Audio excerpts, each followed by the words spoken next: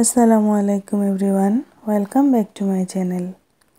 আজকে আপনাদের সাথে শেয়ার করব খুবই মজাদার একটি নাস্তার রেসিপি। উপর থেকে ক্রিস্পি ও ভিতরে নরম তুলতুলে এই নাস্তাটি খেতে ভীষণ মজার আর খুবই ঝটপট ও অল্প সময়ে বানিয়ে নেওয়া যায়। তো আজকে আমি 1 কাপ ময়দা ও একটি ডিম দিয়ে এই মজাদার নাস্তার রেসিপিটি আপনাদেরকে করে দেখাবো। প্রথমে ময়দার ডো করার জন্য চুলায় একটি প্যান বসিয়ে এর মধ্যে দিয়ে দিলাম 1/2 কাপ পানি, 1 টেবিল চামচ রান্নার তেল ও 1/2 টেবিল চামচ লবণ। পানিতে বলক চলে এসেছে, এখন এর মধ্যে দিয়ে দিব 1 কাপ ময়দা।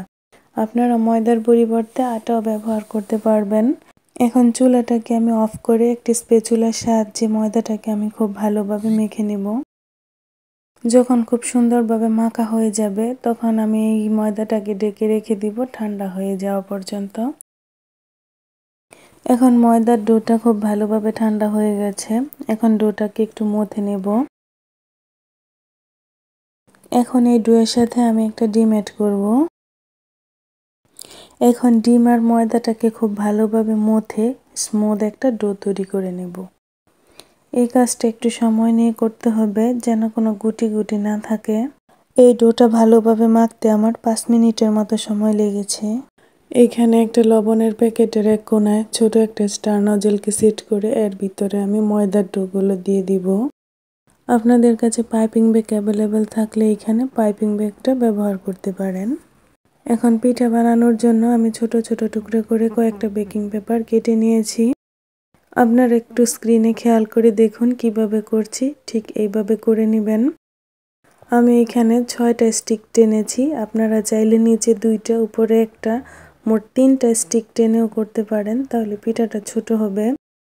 পিঠার ডিজাইনটা আপনারা আপনাদের পছন্দ মতো করবেন। তো আমি আজকে সব থেকে সহজ যে প্রসেসটা এইভাবেই করে দেখিয়েছি। তো একইভাবে আমি সবগুলো পিঠা বানিয়ে নিব। নাস্তাগুলো শিরায় দেওয়ার জন্য এখানে আমি অল্প কিছু পরিমাণ ঘন চিনি শিরা করে এক সাইডে রেখে দিব।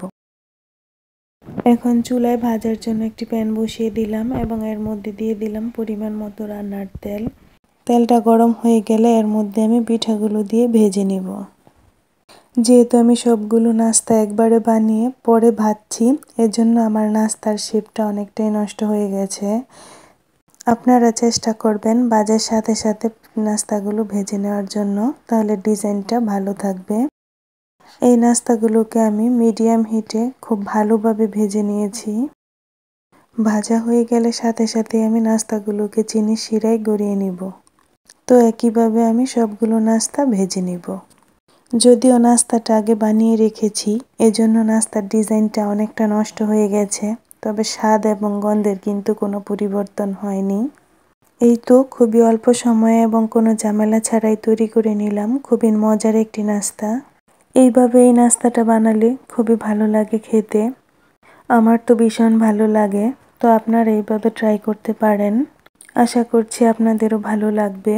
আজকের এই নাস্তার রেসিপিটি আপনাদের কেমন লাগলো আমাকে কমেন্ট করে জানাবেন।